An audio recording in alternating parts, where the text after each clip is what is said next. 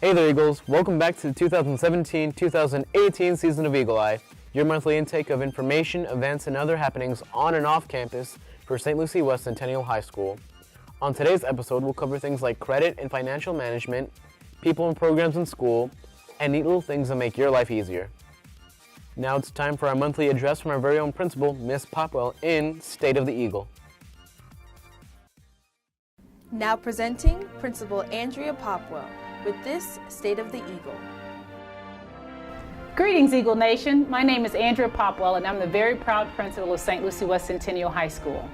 For the 2016-2017 school year, we were a B-rated school. It is our goal for the 17-18 school year to become an A-rated school. Therefore, our motto is B up for the A. School grade is calculated on 10 specific cells. 3 cells for ELA, which was English, 3 cells for math, 1 cell for science, and 1 cell for social studies, specifically biology and U.S. history. In addition, CTE, which is comprised of AP, dual enrollment, and ACE, and graduation rate. Our most significant increase was in CTE. We improved from 44% to 65%. And our graduation rate increased from 85% to 95%. So Eagle Nation, be up for the A.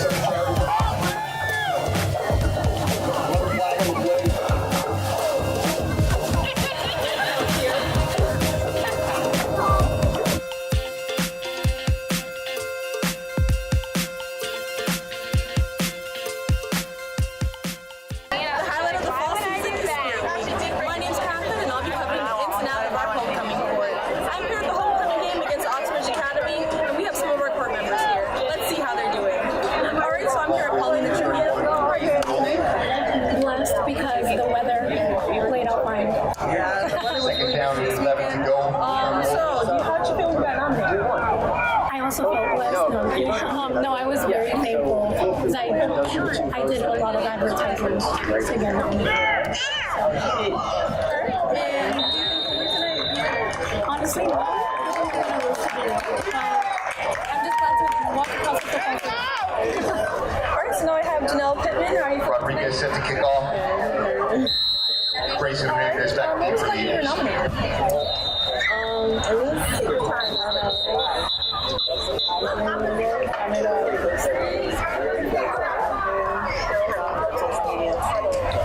And you going on tonight? I don't know.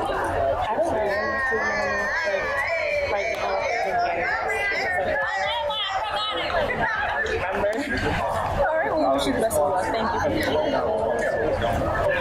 And now I'm here with Justin Jolly. How are you feeling tonight? Alright, how'd you feel when you got nominated? Were you there? I actually felt great. I heard. Nominated, shout out to Alright, so I'm here with Miguel Gallegos. How are you feeling tonight?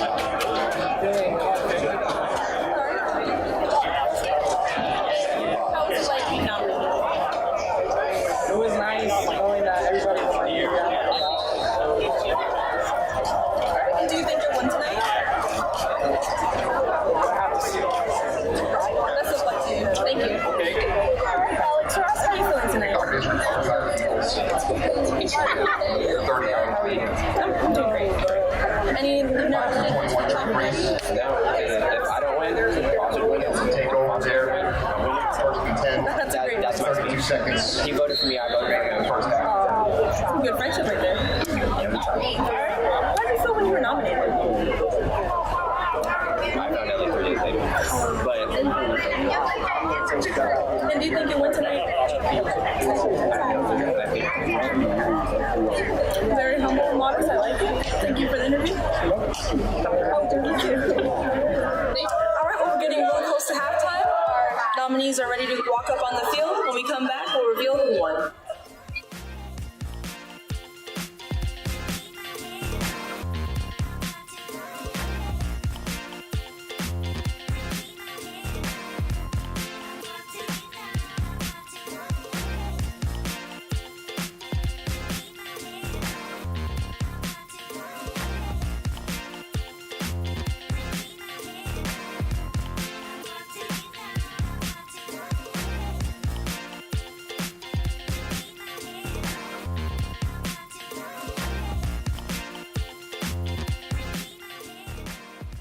Eagles, your 2017 homecoming king is Miguel Gallegos.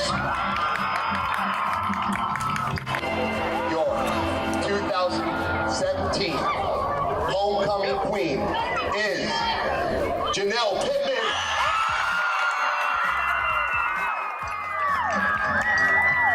So you just won homecoming king. How are you feeling? Feelings really shock, priceless. I just unspoken words because I just think I'm learning. But probably the rest of my life I'm gonna look back into. Hopefully the pictures come out good. Too bad my unemployment. Hopefully it's just I know. All right, we have to congratulate you in order to Janelle. How are you feeling? It's like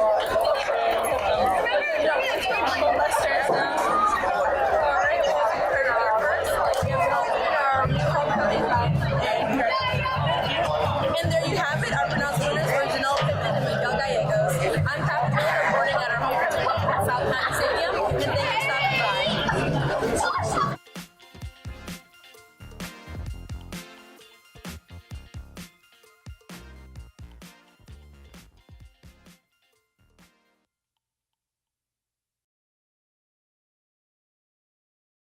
We talked to members of SWAT, students working against tobacco, about their mission, background, and personal and public achievements in clubs on campus. Hello, my name is Gregory Dalton, and today we're going to be interviewing the advocates of the club called SWAT, the Students Working Against Tobacco. We're going to find a little more in depth on the club and interview members on their goals, achievements, and personal experiences. I'm Mrs. Boyle. I'm the teacher sponsor of SWAT for the last 8 years. I'm Jordan Dunham, and I'm in 11th grade, and I'm a second-year member of SWAT. My name is Alexander Turner. I am a senior of Centennial High School. What do you enjoy most about SWAT? I like how we actually do things, and we sort of do things like a family, because everybody gets really close. What I enjoy is that a lot of the people in SWAT are very engaged and participate in a lot of the conversations that we have. When and how does a SWAT club meet? SWAT Club meets every Thursday from about 1:45 or 2 o'clock until 3 o'clock. Our main objective is to educate people on the tactics that big tobacco companies are using to try and get younger and younger people to start using tobacco products. What are some projects SWAT is currently working on, and what is planned for the future? We just finished with a big, huge poster presentation for Red Ribbon Week. Your future is key, so stay drug-free. We also will start working on our big SWAT Heart Cookie, which is a program in February aimed around Valentine's Day, but it's also to encourage people to stop. I think it's Through with Chew. Is the actual national program, but we'll get started on those projects. Why should students join SWAT? First of all, it's a great way to get volunteer hours. It's also a great way to just understand marketing techniques in general, because big tobacco is kind of king of marketing.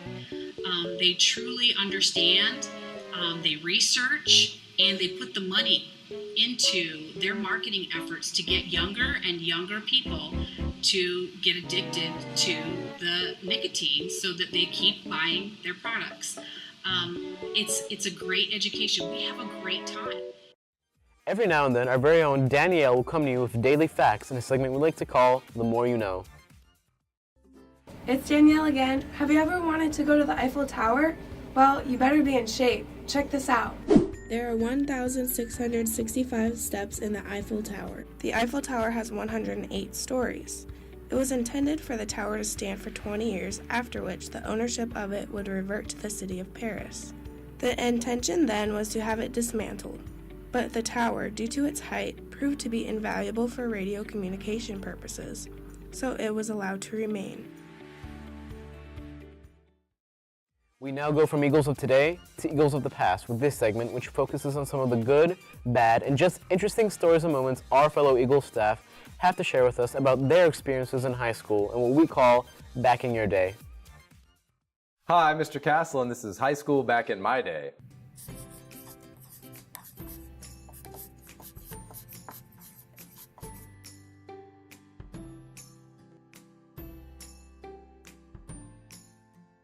High school experience in one word. High school experience in one word. Oof. Minimally exciting. What were you like in high school? I was kind of a slacker, I guess would be like one word to describe it. I didn't necessarily try my hardest. I did well, I did fine in school, but I could have done a lot better. Biggest success in high school? My biggest success, I would say, is that in school, I wasn't really concerned, like grades and things like that weren't my biggest concern. Learning kind of for the sake of learning. I just like to learn stuff, and that kind of led to the successes I had, even though, like I said, I was kind of a slacker. But just taking classes for the sake of learning things that I wanted to learn. Biggest mistake in high school? My biggest mistake in high school, I think, was I dated a girl in high school, and for most of our high school lives, and she was a year younger than me. And rather than leaving, going off to college and experiencing all that, I kind of stuck around and waited for her. And over the long run, high school relationships, they don't generally work out, and that all changed. And so I was kind of left holding the bag on that. And if I had to do all over again, I would have said, forget her, and I would have went off to college and had that whole experience. Not that obviously I did go to college and graduate and do all that, but it wasn't quite your prototypical college high school experience. What did you learn from these experiences? I think, what I've learned from that is that, not every kid that comes into your class is really interested in history or English or mathematics. There are going to be those kids who are. And so therefore, I have a responsibility to try to make them interested in it and to make them care about it. Because the more you care about something, the better you're going to do it. Ever met a student that was just like you? I've had a few here and there that are like me. Smart kids who are maybe not the most highly motivated, kind of slackers themselves. And that's always one of the interesting things to see those kids grow as students from 10th grade to 11th to 12th. And hopefully most of them end up gaining some responsibility, gaining the motivation to be successful. Advice for current high schoolers? This isn't the hardest thing to do, Show up to school, do your work, and you'll graduate. That's the biggest thing, and that's a life message too. Most of life is just showing up. So if you can do that, you kind of already have it licked. I'm Mr. Castle, and that was high school back in my day. Do you like movie trailers? Well, if you like them as much as I do, you'll find this next Did You Know very interesting. Go check it out.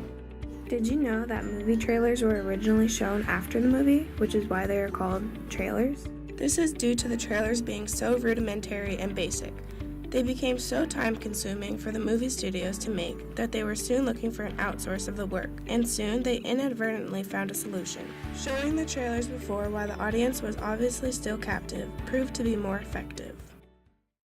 Now it's time for a special segment called School's Thoughts. I'd tell you what it's about, but I'll leave that to our writers. Hey Centennial, it's Evan Ransky, and today I'm going to be walking around school asking students for their opinions on what's going on inside and outside of school. Let's go. So I'm here with, what's your name? Ethan Ortiz. Yana Mami. Janelle Pittman. Javon. Man. Man. May the month and man, A-N. M-A-A-N. M-A-Y-A-N. M-A-Y-A-N. All right, so man. Yes. All right, man, and what grade are you in? I'm a senior. I'm in 12th grade. I'm in 11. I'm a senior. I'm a senior. 12. All right, first question. What do you think about the new... Excuse me. What do you think about this new dress code policy? What are your opinions? It's pretty straight. It's better than every other year. So, I mean, we can wear most of what we want besides ripped jeans. My understanding that you have recently transferred to this school, is that right? In March. What do you think about the dress code here? Does it differ from the dress code at your previous school?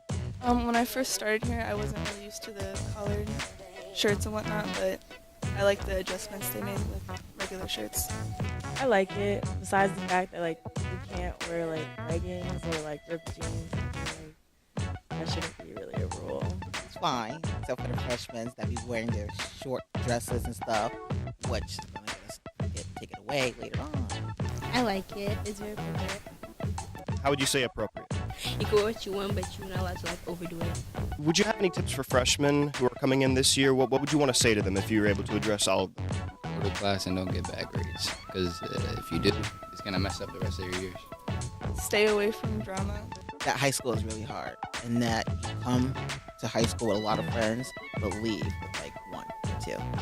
Take school seriously. Like, freshman year, don't play around, because in junior year, you look back at it like, why did I waste all that time? Why did I let my grades slip? Do you have any pet peeves about the way the school is run right now? Not particularly, no. So you'd say that you're satisfied with the way the school is, working together and everything like that? Yes, I am. That's good to hear. I don't really have any pet peeves. So you'd say that you were satisfied with the way the school's operating right now? Pretty much, yeah. I'm glad to hear that. But on that note, would you have any ideas for rules maybe they could implement about etiquette or maybe anything really, if you think it... All right, I lost that one. Can you... How are we going to do this? What do you think about the weather right now? Do you have any... It's really hot. Too hot. If you were able to implement a new rule effective immediately that would be applied to all of campus, what would that rule be? In class, we should be able to use our cell phones, like during classwork and stuff, to like prepare us for like college. Because teachers aren't gonna in college. They're not gonna tell you to put your phone away. Like if you miss the work or like the lesson, that's on you. Have a Beyonce day. Beyonce Day. Can you elaborate on that? Oh, where everybody just bows down to the queen bee. I mean, Everything's fine. So you're satisfied with the school in all aspects? Yes. Okay, but there also be a Kanye Day. No.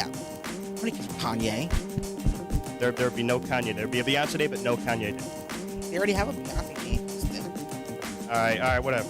To not, like, freeze and stop walking in the hallway. Keep the pace going, like, because it's really annoying, all the hallway traffic. I think we should get more time to get to class because it's kind of crowded. A lot of people, it's like penguins walking down the hallways, you know what I'm saying? Like a lot of people. Well, thank you so much for your time. You take it easy. Awkward handshake, you both shook with your left hand. Centennial, thank you again so much for participation. Again, I'm Evan Ransky. It is 85 degrees right now with 100% humidity, and I'm ready to go inside and stop sweating. So, until next time. Think about this. If you leave everything to the last minute, it will only take 1 minute. Originally, this concept was articulated by Krill Northcote Parkinson. This is a good way to remind us not to spend our time inefficiently. We met with a professional at a bank to help us understand and discuss the financial process that is credit in a segment we call Tips for Life.